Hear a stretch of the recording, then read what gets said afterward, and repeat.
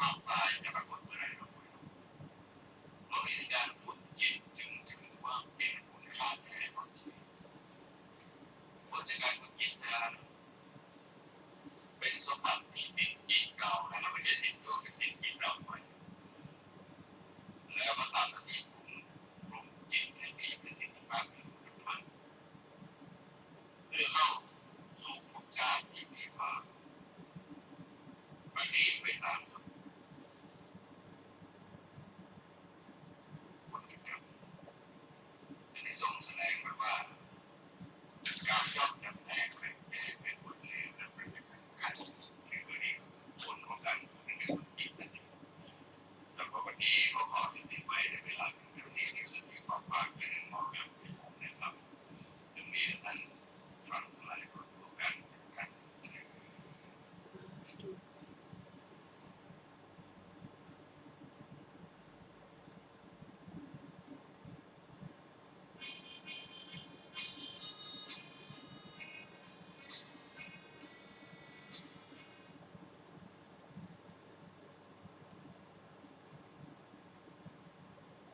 ธงชาติและเพลงชาติไทยเป็นสัญลักษณ์ของความเป็นไทยเราจงภูมิใจยืนตรงเคารพธงชาติด้วยความภาคภูมิใจในเอกราชและความเสียสละของบรรพบุรุษไทย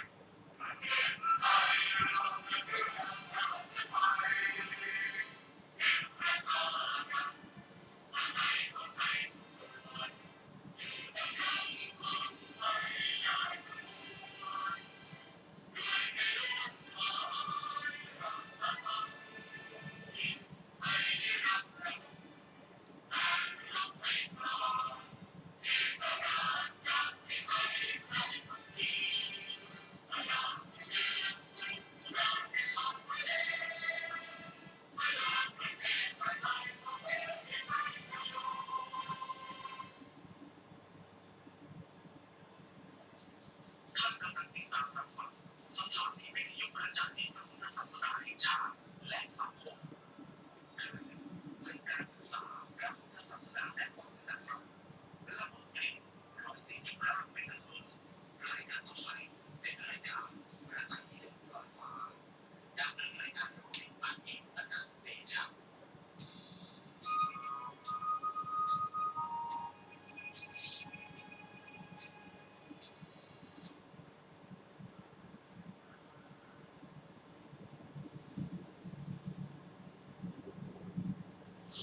ขนอบน้อมแด่พระผู้มีพระภาคเจ้าพระองค์นั้นซึ่งเป็นผู้ไกลจากกิเลสตรัสรู้ชอบได้โดยพระองค์เองสวัสดีครับท่านผู้ฟังที่เคารพครับท่านผู้ฟังกำลังรับฟังรายการพระไตรปิฎกลอยฟ้ามีเสนอแก่ท่านผู้ฟังทุกวันพุธตั้งแต่เวลา18 นาฬิกาถึง 19 นาฬิกาดำเนินรายการโดยกระผมพันเอกธนัทเดชะมีอาจารย์สุรภาเดชะเป็นผู้ร่วมรายการวันนี้เราได้นำพระไตรปิฎกฉบับอรรถกถาเล่มที่19มัชฌิมนิกายมาศึกษากันในพระสูตรชื่อว่าจุลเวทัลลสูตรเป็นพระสูตรซึ่งมีการถามตอบปัญหาเวทัลลก็ถามยิ่งขึ้นไปจนจะถึงที่สุด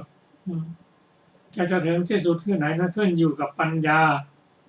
ของผู้ถามและผู้ตอบในพระสูตรนี้ผู้ถามก็คือวิสาขะอุบาสกวิสาขะนี่เป็นอุบาสกส่วนวิสาขานั้นเป็นอุบาสิกาอุบาสกนี้ซึ่งเป็นผู้ถามนั้นเป็นพระอนาคามีส่วนผู้ตอบนั้นเป็นพระอรหันตบุคคลคือนางธรรมทินนาซึ่งวิสาขะก็ไม่รู้ว่า ภิกษุณีที่ชื่อธรรมทินานั้นเป็นอริยบุคคลระดับไหนก็มีการทดสอบคือจะถามตรงๆว่าได้ระดับไหนก็ไม่ได้แต่ถามด้วยปัญญาทางพุทธศาสนาตามลำดับซึ่งเธอก็ตอบได้หมดและครั้งสุดท้ายนั้นผู้ถามเองก็ถามในปัญญาของระดับของอนาคามีซึ่งพระนางสุนีธรรมทินานั้นท่านก็ตอบว่าคำถามนั้นเลยคำถามไปแล้วก็แสดงว่าอุบาสกอิสขะนั้นมีปัญญาไม่ถึงพระอรหันต์อันนี้ก็เป็นธรรมดาเพราะว่า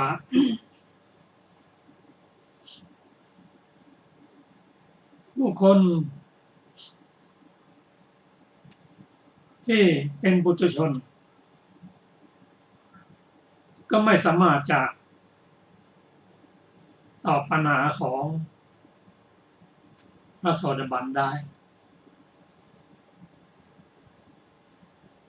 ไม่รู้ถึงจิตของพระโสดาบัน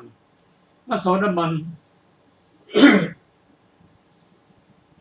ก็มีความรู้ไม่เท่าถึง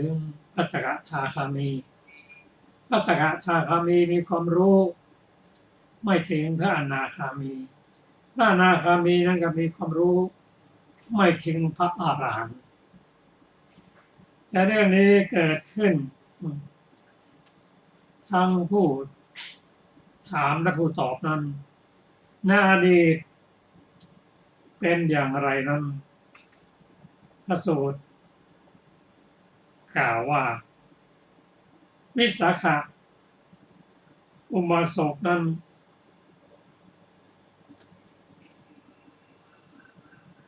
เป็นสามีเป็นอดีตสามีของนางธรรมทินาในสมัยที่พระพุทธเจ้าของเราหมุนกงโรธรรมวิเศษตั้งแต่อิสิปตนมฤคทายวันผ่านมาตามลำดับ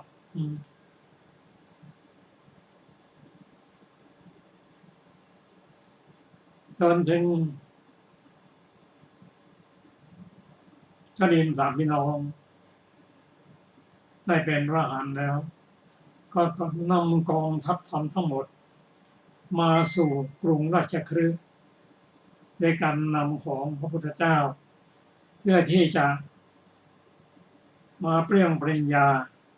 ให้แก่พระเจ้าพิมพิสารว่าหลังจากที่พระองค์ได้สำเร็จเป็นพระสัมมาสัมพุทธเจ้าแล้วก็จะนำธรรมะมาเผยแผ่ให้พระเจ้าพิมพิสารตามที่ขอร้องในกรุงราชคฤห์นั้นพระเจ้าพิมพิสารนำบริวารทั้งหมด120,000 คนมาฟังธรรมในการแสดงธรรมของพระพุทธเจ้าครั้งนั้น10,000 คนได้เป็นอุบาสกอุบาสิกามีพระพุทธเจ้าพระธรรมสงฆ์เป็นที่พึ่ง110,000 คนนั้นฟังมาทำแล้วได้เป็นพระโสดาบันทั้งหมดมีพระเจ้าพิมพิสารเป็นประธานและอุบาสกที่ชื่อวิสาขานั้นก็ได้เป็นพระโสดาบันเช่นกันอุบาสก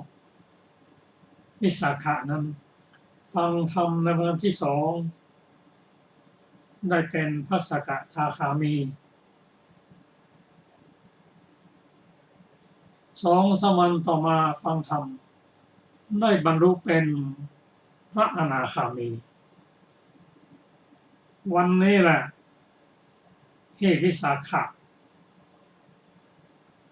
ที่ได้เป็นพระอนาคามีนั้นกลับมาสู่เรียนกลับมาสู่บ้าน ความแตกต่างระหว่างพระอนาคามีกับปุถุชนนั้นพฤติกรรมเปลี่ยนแปลงไป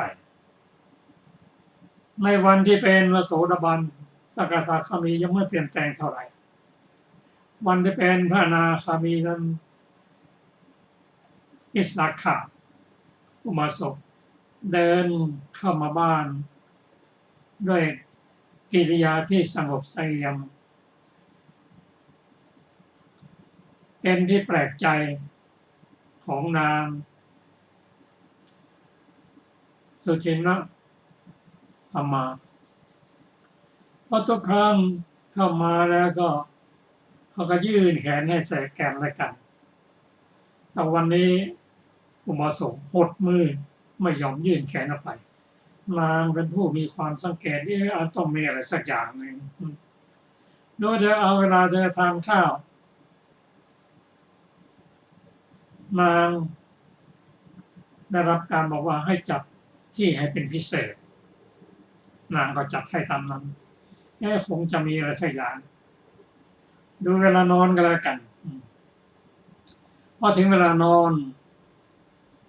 ก็ขอให้ทำเตียงน้อย1เตียงนอนแยกออกต่างหาก นางสุทินะธรรมาสงสัยประหลาดใจต้องมีอะไรสักอย่างกันจะต้องให้รู้แน่นอนมันเป็นเพราะอะไรวันต่อมาก็ไปหาอุบาสกวิสาขะถามนางว่าทำไมเธอมาผิดเวลานางก็ยืนตอบว่าเจ้าค่ะที่มาผิดเวลานั้นก็อยากจะเรียนถามสักอย่างหนึ่งถามว่าอะไรว่าเพราะอะไรกิริยาต่างๆนั้นเธอถึงทำไม่เหมือนปกติเช่นเคยนอนร่วมกันกินข้าวพร้อมกันทักทายปราศัยไม่เหมือนเดิมคงจะมีอะไรสักอย่างพอถามว่ามีใครยุแย่ให้แยกจากกันหรือบอกไม่มีใครมีอะไรที่ไม่ถูกใจหรือก็ไม่ถูกใจภายนอกที่ไม่ถูกใจไม่มีมาถามเรื่องภายในว่าดิฉันทำอะไรผิดหรือบอกเธอก็ไม่ได้ทำอะไรผิดถามไปจนปฏิเสธทั้งสิ้นก็ถามว่าเพราะอะไร หรืออยากจะมีบ้านนอกมีคนข้างนอกอยากไปอยู่ที่อื่นไม่ใช่ทั้งสิ้นเมื่อไม่สามารถจะตอบได้ทันทีก็มันนึกว่าโอ้ธรรมะโลกพุทธธรรมนั้นยิ่งใหญ่ จะตอบยังไงดีถ้าจะไม่ตอบเดี๋ยวนางก็จะเสียใจมากเพอก็อกแตกตายก็ให้ท่านลองว่าสุทินะธรรมาฉันไปฟังธรรมของพระพุทธเจ้าวันแรกได้เป็นพระโสดาบันวันที่2เป็นสกทาคามีเรื่องดังต่อมา2-3 วันได้เป็นพระอนาคามีอนาคามีนั้นท่านออกจากเรียนไม่ยุ่งจากเรียนก็ต่อนนี้ไปเราก็ถ้าจะอยู่ที่นี่ก็ถือว่าเป็นพี่เป็นน้องกันนี่เป็นคนอื่นนะการจะทำอย่างปกติอย่างทุกอย่างนั้นไม่ได้แต่ก็เราให้ฟังถึงความเป็นพระอนาคามีใฝ่ฝังธรรมแล้วเมื่อได้ฟังอย่างนั้น นางก็ได้เรียนถามต่อไปว่าท่านเป็นพระอนาคามีก็ได้ฟังธรรมและธรรมที่บรรลุนั้นได้เฉพาะผู้ชายเท่านั้นหรือวิสาขะบอกว่าไม่เท่านั้นหรอกจะพูดอย่างนั้นผู้หญิงก็ได้ถ้าเป็นผู้มีปัญญามีศรัทธาแต่อย่างนั้นดิฉันจะขออนุญาตบวชได้ไหมโอ้ได้สิความจริงฉันก็ตั้งใจอย่างนั้นเหมือนกันเพราะยังไม่รู้ว่าเธอมีศรัทธาหรือเปล่าเมื่อเธอตัดสินใจจะออกบวชเป็นภิกษุณีฉันก็เห็นด้วยนั่นไม่ได้พูดแต่เปล่าๆนะนำไปเฝ้าพระเจ้าพิมพิสารทันทีในฐานะที่ท่านเป็นข้าราชบดีเป็นนำมาพระเจ้าพิมพิสารตรัสว่าถ้าอย่างนั้นเธอควรจะได้อะไรดีอุบาสกทูลว่าถ้าได้วอทองก็จะดีพระเจ้าค่ะพระองค์ได้ให้วอทองแก่เธออุบาสกก็ให้พระธรรมทิน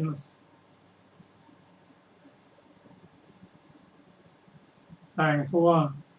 อาบน้ำให้สะอาดแล้วก็ขึ้นวอทองนำไปยังสำนักภิกษุณีกล่าวว่าขอภิกษุณีจงบวชให้เธอเถิดภิกษุณีก็เป็นห่วงว่าโอ้ถ้ามีอะไรนิดหน่อยพอทนได้ก็ทนแล้วไม่ถึงให้บวชหรอกไม่ใช่อย่างนั้นเธอบวชด้วยศรัทธานางภิกษุณีก็บวชให้บวชให้ตอนนั้นเอง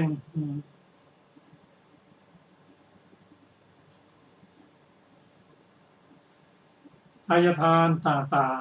ๆลาภสักการะก็มาอย่างมากมายจนนางและภิกษุณีที่เป็นผู้บวชเห็นว่าถ้าอย่างนี้ไม่มีโอกาสที่บำเพ็ญสมณธรรม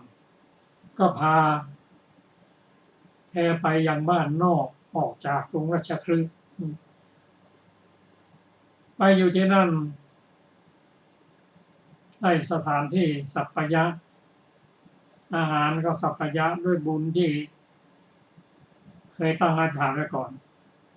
ไม่กี่วันก็ได้สำเร็จเป็นพระอรหันต์เมื่อได้เป็นพระอรหันต์แล้วอยู่ที่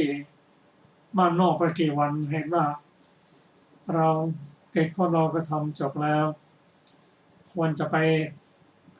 ยังกรุงราชคฤห์เพื่อจะได้เผยแผ่ธรรมะถามว่าถ้าอยู่บ้านนอกเผยแผ่ธรรมะเมื่อไหร่บอกได้แต่ส่วนมากแล้วคนมีปัญญาจะรองรับพระธรรมสอนได้ก็ต้องอยู่ในเมืองเป็นผู้มีฐานะดีได้ตั้งความปรารถนาไว้ก่อนเธอก็พาภิกษุณีอื่นกลับกรุงราชคฤห์พอถึงกรุงราชคฤห์แล้วอุบาสกวิสาขะทราบข่าวก็แปลกใจเมื่อเธอบวชมากี่วันมาแล้วสงสัยจะไม่ศรัทธาในพระธรรมหรืออย่างไรก็เข้าไปหาทันทีการเข้าไปหาทันทีนั้นจะถามว่าเธอพอใจหรือไม่พอใจที่จะบวชนั้นก็ไม่กล้าถามด้วยเป็นพระอนาคามีก็ใช้วิธีถามทดสอบในการนำธรรมะของพระเจ้าซึ่งปรารภถึงอริยสัจสี่มาเรียนถามนางธรรมทินนางธรรมทินานั้นเมื่อถูกถามจะบอกว่าตนเองเป็นพระอรหันต์นั้นไม่พูดไม่ตอบเพราะว่าบวชมาใหม่ก็ไม่ใช่ ไปถามคนอื่นเธอก็ไม่บอกก็ตอบคำถามเป็นลำดับไปอันนี้เป็นประวัติของนางสติมัธรรมาของนางธรรมทินนา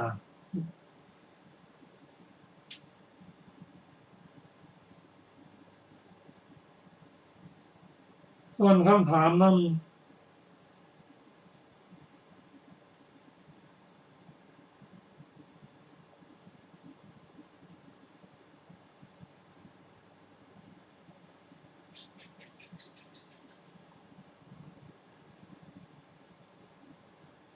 ขออนุญาตครับ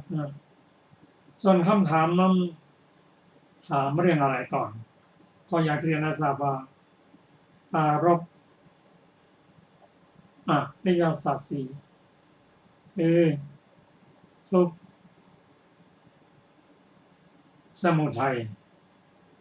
นิโรธมรรคเป็นต้น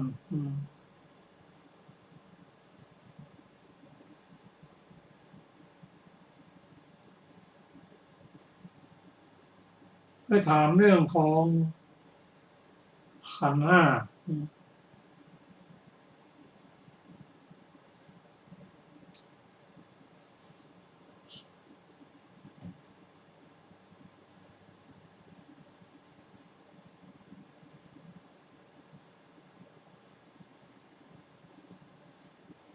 ต่อไปครับ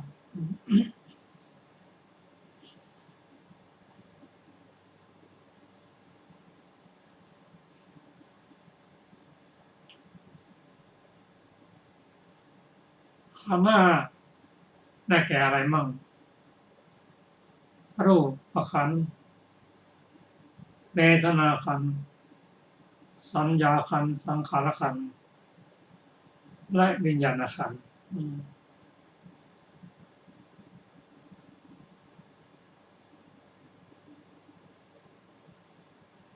แล้วเริ่มกล่าวถึงรูปขันธ์ก่อน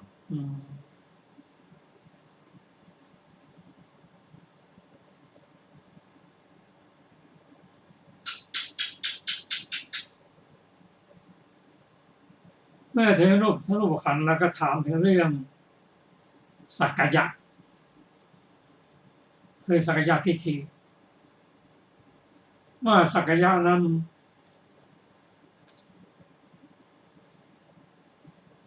ซึ่งเราศึกษากันมาแล้วสักกายะทิฏฐินั้นเป็นสักกายะทิฏฐิสามัญถามว่าสักกายะนี้จะเกิดขึ้นแก่ใครบ้างตอบว่าบุคคลผู้ไม่ได้สดับผู้ที่ไม่เห็นอริยเจ้าไม่ได้ฟังธรรมจากอริยเจ้าไม่ฉลาดในอริยธรรมไม่เห็นสัพบุรุษไม่ได้ฟังธรรมของสัพบุรุษไม่ฉลาดในสัพปริสธรรมนั่นแหละแนะนำด้วยก็เห็นรูปด้วยความเป็นตนเห็นตนมีรูปเห็นรูปอยู่ในตนเห็นตนอยู่ในรูปเห็นเวทนาสัญญาสังขารวิญญาณด้วยความเป็นตนเห็นตนมีเวทนาสัญญาสังขารวิญญาณทั้งเห็นรูปอยู่ในเวทนาสัญญาเห็นตนอยู่ในเวทนาสัญญาสังขารเห็นเวทนาสัญญาสังขารอยู่ในตนเป็นสักกายะทิฏฐิ20ทิฏฐิ20เพราะว่าเห็นรูปด้วยความเป็นตนเห็นตนมีรูปเห็นรูปอยู่ในตนเห็นตนอยู่รูป4แล้วมี5ขันธ์4 5ก็20แล้วถามถึงว่าอะไรเป็นเหตุก็ตอบว่าตัณหาความเพลิดเพลิน ความติดใจในขันธ์ห้านั้นว่าตัณหานั้นเป็นเหตุการจะละได้อย่างไรก็ละโดยอริยมรรคมีองค์ 8ละได้ด้วยการเป็นพระอรหันต์บุคคลนั่นเองว่าคำถามคำตอบนั้นระหว่างพระอนาคามีกับพระอรหันตบุคคลนั้นก็ทำให้เราได้รู้ว่าเป็นคำถามที่ลึกซึ้งทั้งยังถามว่า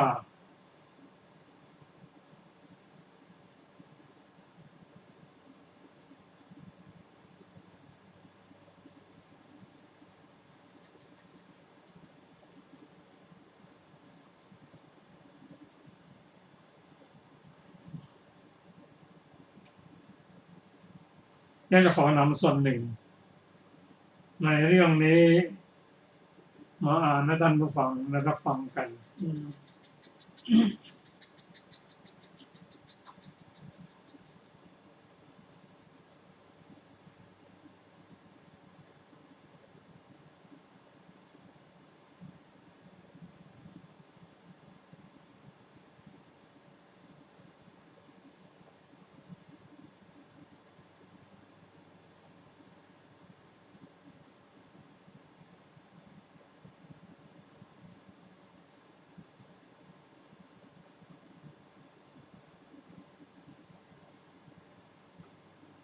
ซึ่งคำถามที่ถามไปนั้นเกี่ยวกับสักกายะดังที่เรียนว่า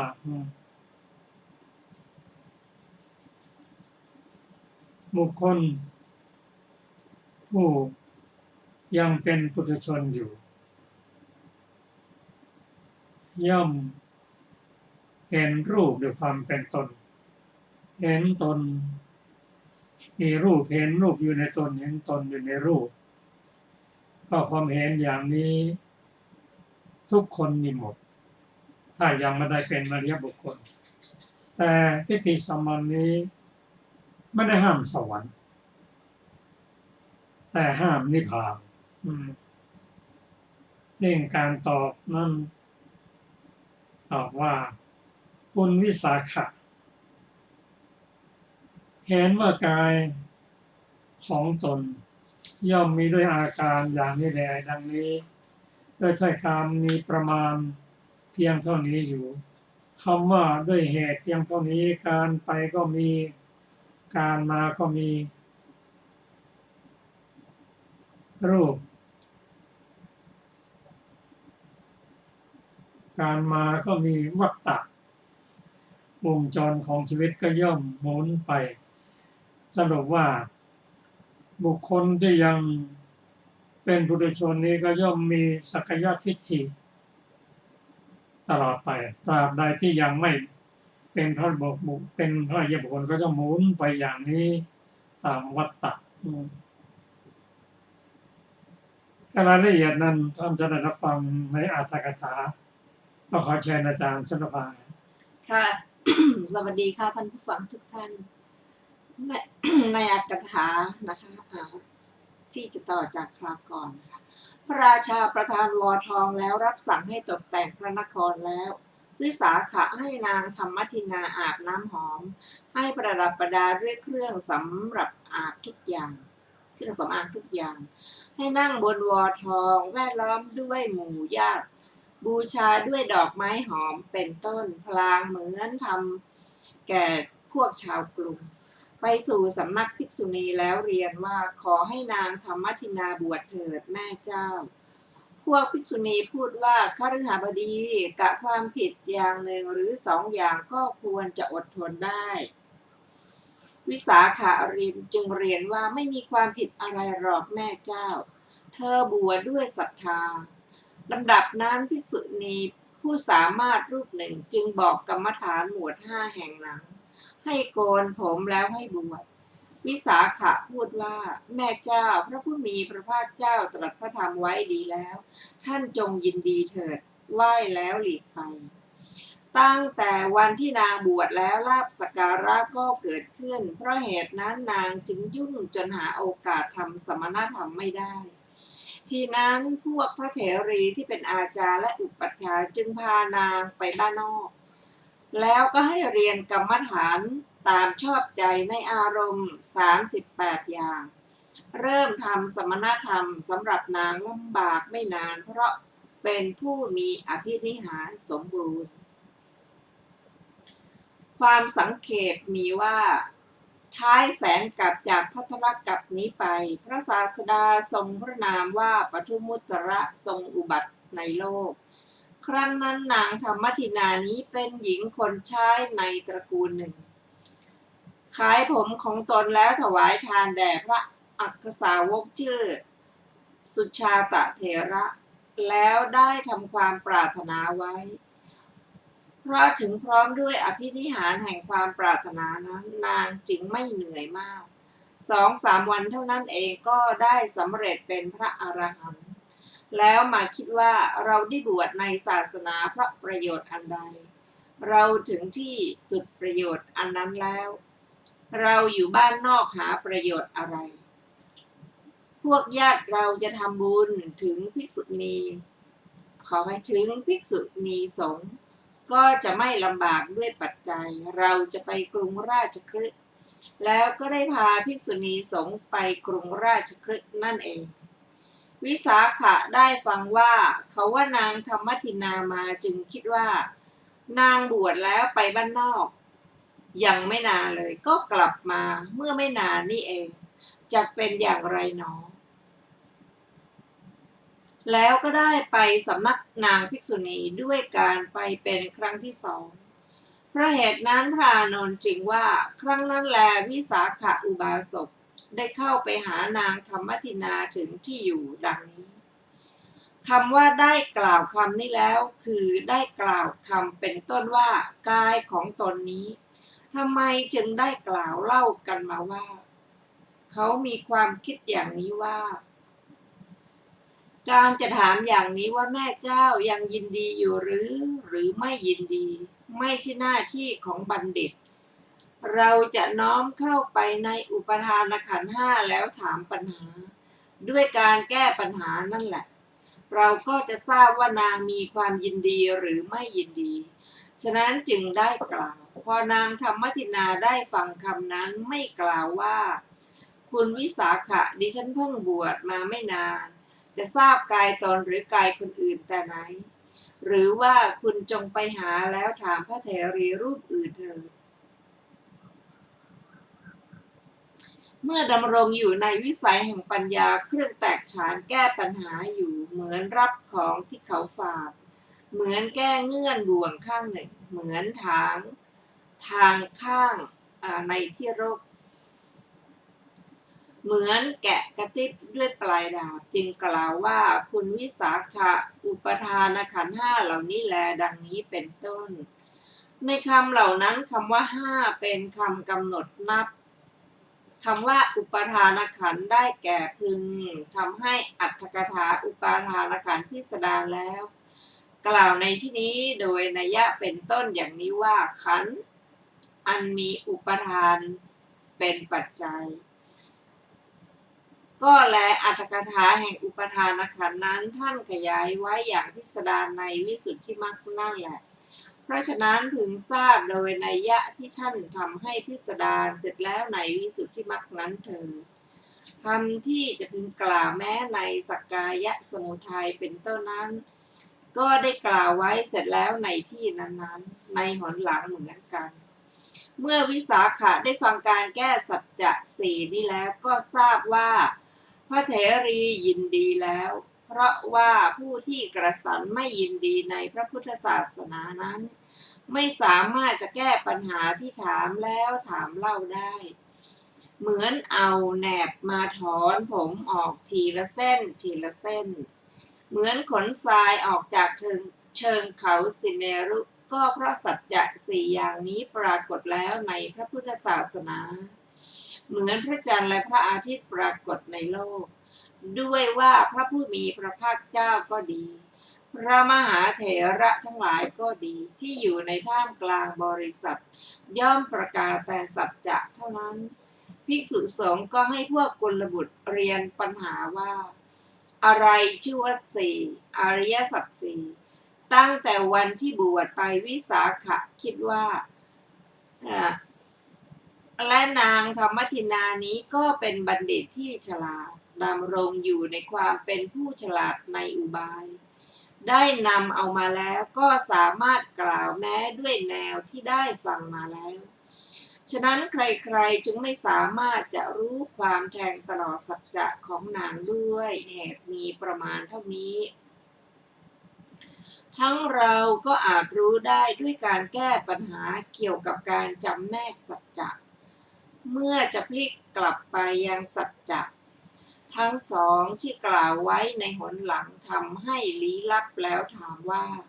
ข้าพเจ้าจะขอถามปัญหาที่มีเงื่อนงำจึงกล่าวคำว่าแม่เจ้าอุปาทานนั่นแหละหนอแลดังนี้เป็นต้นในการแก้ปัญหานั้นว่าคุณวิสาขะนั่นแลไม่ใช่อุปาทานเลยมีคำอธิบายว่านั่นไม่ใช่เป็นอุปาทานเลยแต่เป็นขันธ์ห้าต่างหากเพราะเป็นสภาพที่เป็นเอกเทศจากกองสังขารของอุปาทานและอุปาทานก็ไม่ใช่นอกไปจากอุปาทานขันธ์ทั้งห้าเพราะถ้าสิ่งนั้นแลพึงเป็นอุปทานไซส์สภาพมีรูปเป็นต้นก็พึงเป็นอุปทานไปด้วยถ้าอุปทานพึงเป็นสิ่งนอกเหนือไปจากรูปเป็นต้นไซส์ก็จะเป็นขันธวิมุตติคือหลุดไปจากขันธ์เหมือนอนุสัยเหมือนบัญญัติและเหมือนนิพพานที่ไม่ประกอบกับจิตในสมัยอื่นหรือไม่ก็จะต้องบัญญัติขันธ์ที่หกเพิ่มอีกเพราะฉะนั้นนางธรรมทินาจึงแก้อย่างนี้ เมื่อได้ฟังคำพยากรณ์ของนางวิสาขะก็ถึงความแน่ใจว่านางนี้ได้บรรลุความแทงตลอดแล้วคิดว่าผู้ที่ไม่ใช่ขีณาสพไม่พบเห็นไม่เป็นผู้รู้จักทำให้พิสดารเปรียบปานแกว่งประทีปพันดวงให้สั่นไว้จะไม่สามารถแก้ปัญหาที่มิดชิดปิดซ่อนไว้ไตรลักษณ์นำมาถึงลึกซึ้งเห็นปานนี้ได้เลยแต่นางธรรมทินานี้ถึงที่สุดคือพระนิพพานได้ที่พึ่งในศาสนาบรรลุปัญญาแตกฉานถึงความกล้าหาญกำจัดภพเป็นขีณาสพผู้ยิ่งใหญ่สามารถไขปัญหาที่ข้าถามจึงคิดว่าบัดนี้เราจะถามปัญหาที่แสนจะสลับซับซ้อนกับนางอีกเมื่อจะถามปัญหานั้นจึงกล่าวคำว่าอย่างไรเล่าแม่เจ้าดังนี้เป็นต้นในการแก้ปัญหานั้นคำเป็นต้นว่าผู้ไม่ได้ฟังแล้วท่านได้ให้พิสดารแล้วในมูลปริยายสูตรนั่นเองคำว่าย่อมพิจารณาเห็นรูปโดยความเป็นตนคือบุคคลบางคนในโลกนี้ย่อมพิจารณาเห็นรูปโดยความเป็นตน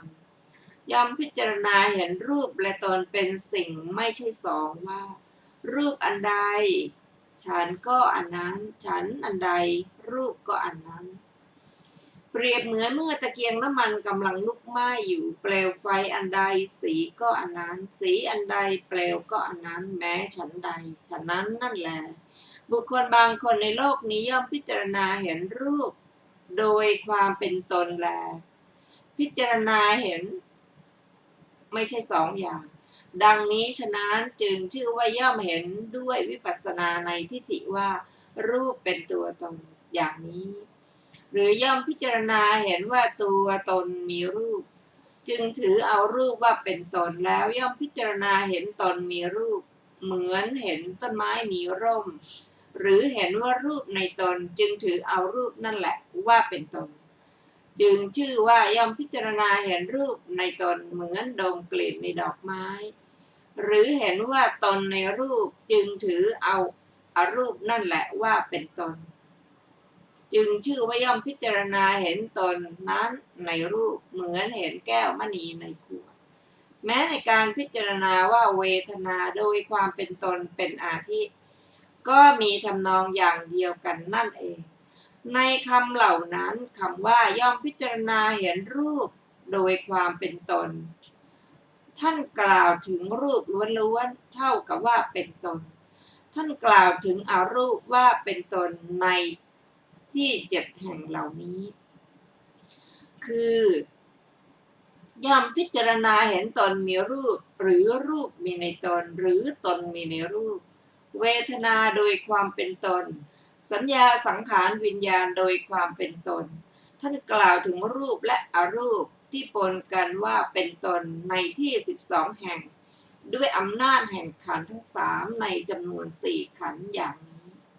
คือตนมีเวทนาเวทนามีในตนตนมีในเวทนาเป็นอย่างดังนี้ในคำว่าย่อมพิจารณาเห็นรูปโดยความเป็นตนย่อมพิจารณาเห็นเวทนาสัญญาสังขารวิญญาณโดยความเป็นตนนั้นท่านแสดงความเห็นว่าขาดศูนย์ในที่5แห่งในแห่งที่เหลือท่านแสดงความเห็นว่าเที่ยงด้วยประการฉะนี้ในที่นี้จึงมีภวทิฏฐิความเห็นว่ามีว่าเป็น15อย่าง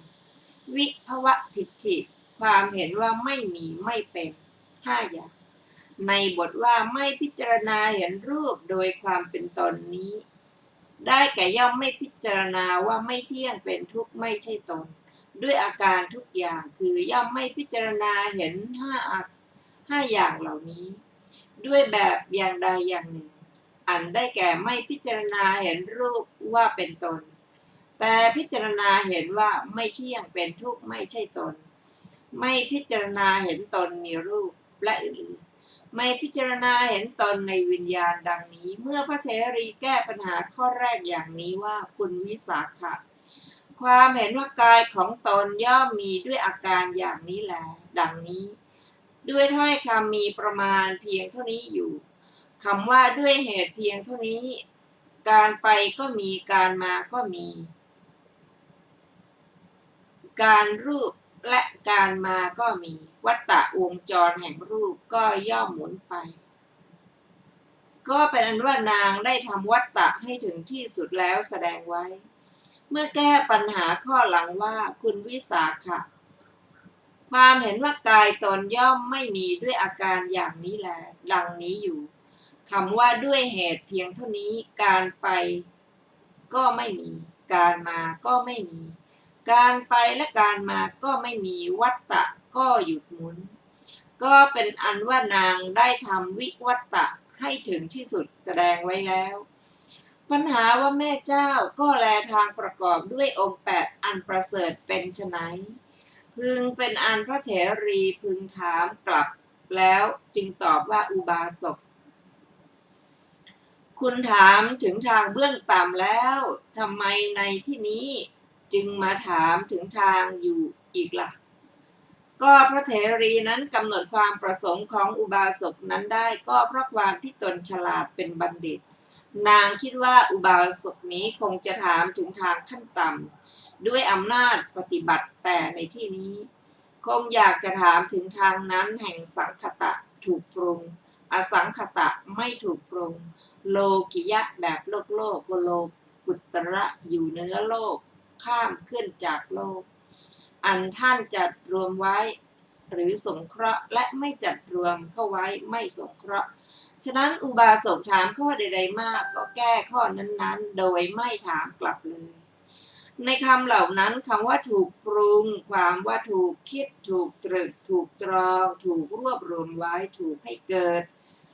อันผู้เข้าถึงพึงเข้าถึงในคำว่าก็แลคุณวิสาขะหนทางประกอบด้วยองค์8อันประเสริฐท่านจัดรวมไว้ด้วยขันธ์3นี้มีคำอธิบายว่าเพราะทางมีประเทศขันธ์ทั้ง3ไม่มีประเทศฉะนั้นท่านจึงเอาทางนี้มารวมเข้าด้วยขันธ์3ที่ไม่มีประเทศเหมือนเอากรุงมารวมเข้ากับราษฎร์เพราะความที่ทางมีประเทศ ในองค์มรรคเหล่านั้นองค์มรรคสามมีการพูดจาถูกต้องเป็นต้นเป็นศีลแท้ฉะนั้นจึงยกเอาองค์มรรคเหล่านั้นมารวมเข้ากับกองศีลเพราะมีชาติเสมอกันถึงแม้ในบาลีท่านยกเอามาแสดงทำเหมือนสัตตมีวิภัตติว่าในกองศีลดังนี้ก็จริงถึงดังนั้นก็พึงทราบใจความด้วยอำนาจตติยาวิภัตติส่วนสมาธิในองค์มรรคอีกสามีความพยายามชอบเป็นต้นโดยธรรมดาของตนแล้วย่อมไม่สามารถจะแนบแน่นได้เพราะเป็นภาวะที่เลิศเดี่ยวในอารมณ์แต่เมื่อความเพียรกำลังทำหน้าที่ประคับประคองให้สำเร็จความระลึกก็กำลังทำหน้าที่เคล้าคลึงให้สำเร็จอยู่สมาธิกลายเป็นธรรมชาติที่ได้อุปการะจึงจะสามารถให้แนบแน่นได้ในเรื่ององค์มรรคนั้นมีคำเปรียบเทียบดังต่อไปนี้เหมือนอย่างว่าในสามเกลอที่ชวนกันเข้าไปสู่อุทยานด้วยตั้งใจว่าพวกเราจะเล่นงานนักขัตฤกษ์หรืองานประจำปีคนหนึ่งพบต้นจำปาดอกบานนี้จึงยกขึ้นไปก็ไม่อาจเก็บได้ทีนั้นคนที่สองจึงก้มหลังให้เขาแม้เขาได้ยืนบนหลังของคนที่สองนั้นก็ยังเด็ดไม่ได้ทีนั้นอีกคนหนึ่งก็ยื่นจะงอยบ่าให้เขาเมื่อเขาได้ยืนบนหลังของคนที่หนึ่งแล้วเหนียวจะงอยบ่าของอีกคนจึงเก็บเอาดอกไม้มาประดับตามชอบใจแล้วเล่นงานนักขัตฤกษ์ฉันใดพึงเห็นคำที่นำมาเปรียบเทียบนี้ฉะนั้นคือธรรมทั้งสามมีความพยายามชอบเป็นต้นซึ่งเกิดร่วมกันเหมือนสามเกลอที่เข้าสวมด้วยกันอารมณ์เหมือนต้นจำปาดอกบานสะพรั่งสมาธิที่ไม่สามารถจะถึงฌานได้เพราะเป็นภาวะที่เด่นเดี่ยวในอารมณ์โดยลำพังตนเองเหมือนคนที่ถึงแม้จะได้ยกมือขึ้นแล้วก็ยังไม่อาจเก็บได้ความพยายามชอบเหมือนเกลอที่น้อมหลังให้ความระลึกเหมือนเกลอที่ยืนให้จับจะงอยบ่า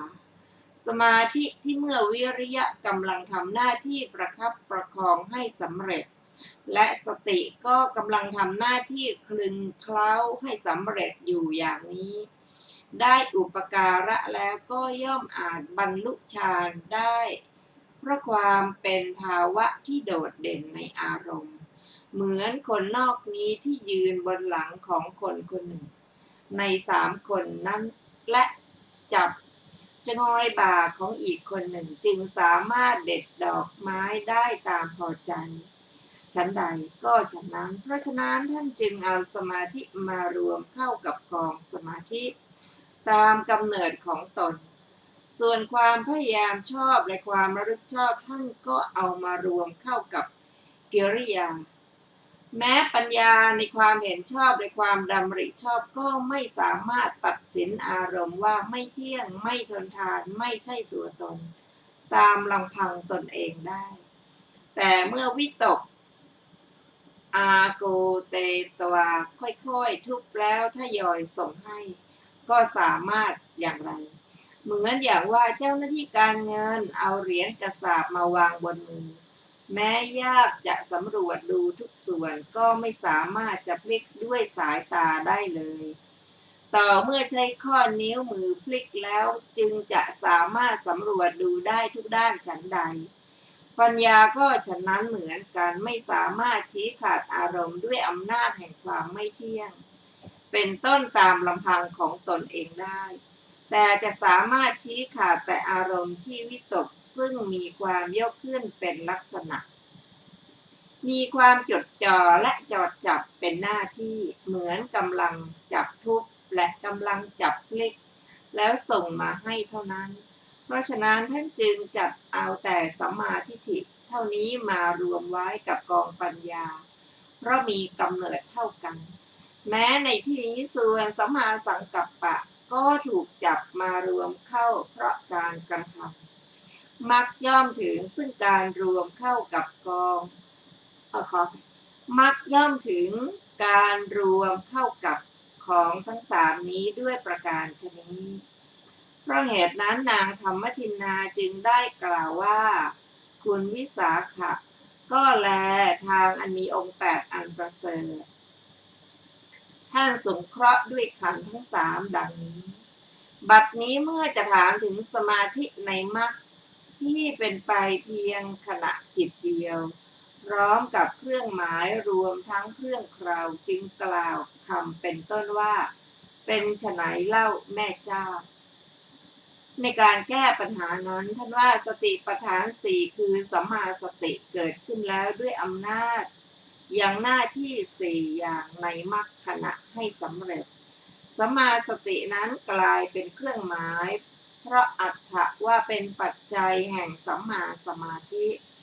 สัมมาประธาน4คือตัววิริยะเกิดขึ้นแล้วด้วยอำนาจการทำหน้าที่4อย่างให้สำเร็จวิริยะนั้นกลายเป็นเครื่องเคราหรือปริขารเพราะอัตถะว่าแวดล้อมคำว่าของธรรมเหล่านั้นแลคือ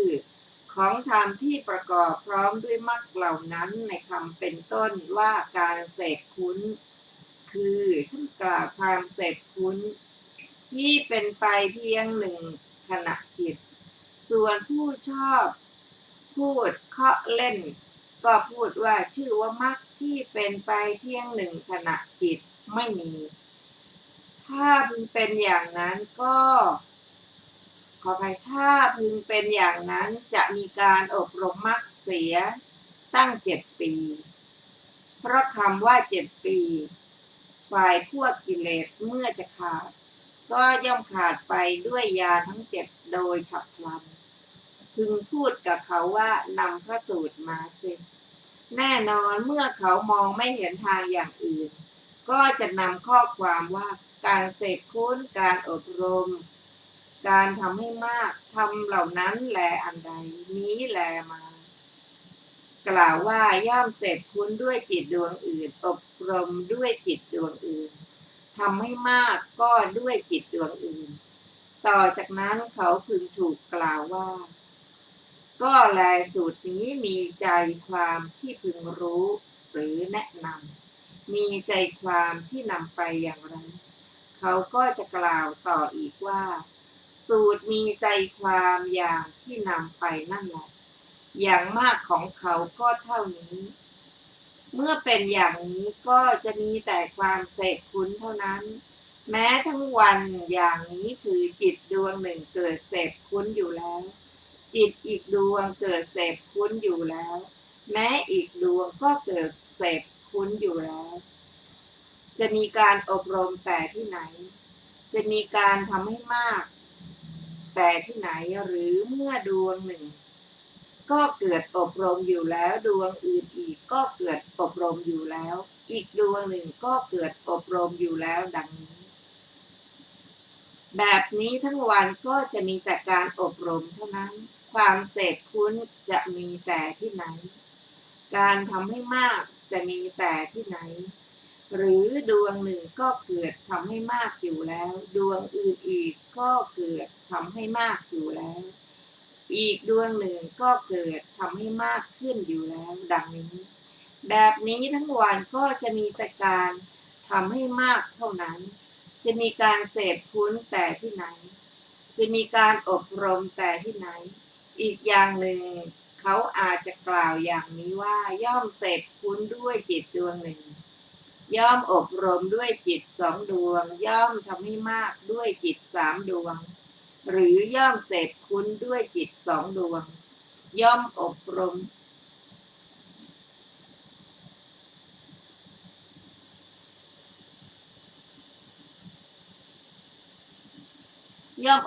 ด้วยจิต3 ดวงย่อมทำให้มากด้วยจิต1 ดวงหรือย่อมเสพคุ้นด้วยจิต3 ดวงย่อมอบรมด้วยจิต1 ดวงย่อมทำให้มากด้วยจิต2 ดวงเขาพึงถูกกล่าวว่าท่านอย่ากล่าวเลอะเทอะว่าผมก็ได้สูตรนะธรรมดาผู้จะแก้ปัญหาต้องอยู่ในสำนักอาจารย์เล่าเรียนพุทธพจน์ให้ทราบอรรถรสแล้วจึงค่อยพูด ก็การเสพคุณนี้ประกอบด้วยขณะจิตเดียวการอบรมก็ประกอบด้วยขณะจิตเดียวและการทำให้มากก็ประกอบด้วยขณะจิตเดียวธรรมดาโลกุตระมรรคที่ให้ถึงความสิ้นไปที่มีหลายขณะจิตไม่มีแต่ที่ประกอบด้วยขณะจิตเดียวเท่านั้นพึงทำให้เขายอมรับดังที่ว่ามานี้ถ้าเขายอมรับก็ยอมรับไปถ้าไม่ยอมรับก็พึงส่งไปว่าจงไปเข้าวัดแต่เช้าแล้วดื่มข้าวต้มเสียในคำว่าสังขารมีกี่อย่างเล่าแม่เจ้านี้วิสาขะถามถึงอะไรถามว่าบุคคลดับสังขารเหล่าใดแล้วจึงเข้านิโรธข้าพเจ้าขอถามสังขารเหล่านั้นเมื่อพระเถรีได้ทราบความประสงค์ของเขาด้วยประการนั้นนั่นแลบอกกายสังขารเป็นต้นในสังขารจำนวนมากมีปุญญาที่สังขารเป็นต้นที่มีอยู่จึงกล่าวคำเป็นต้นว่าคุณสังขารเหล่านี้มี3 อย่างท่านฟังที่เคารพค่ะวันนี้รายการพระไตรปิฎกลอยฟ้าก็ได้หมดเวลาลงแล้วขอขอบพระคุณทุกท่านที่ได้ร่วมศึกษาด้วยกันเราจะมาพบกันใหม่ในวันพุธหน้าเวลาเดียวกันนี้ขอมีความสุขความเจริญสวัสดีและมีความสุขสวัสดีเจริญในธรรมยิ่งๆค่ะวันนี้สวัสดีค่ะ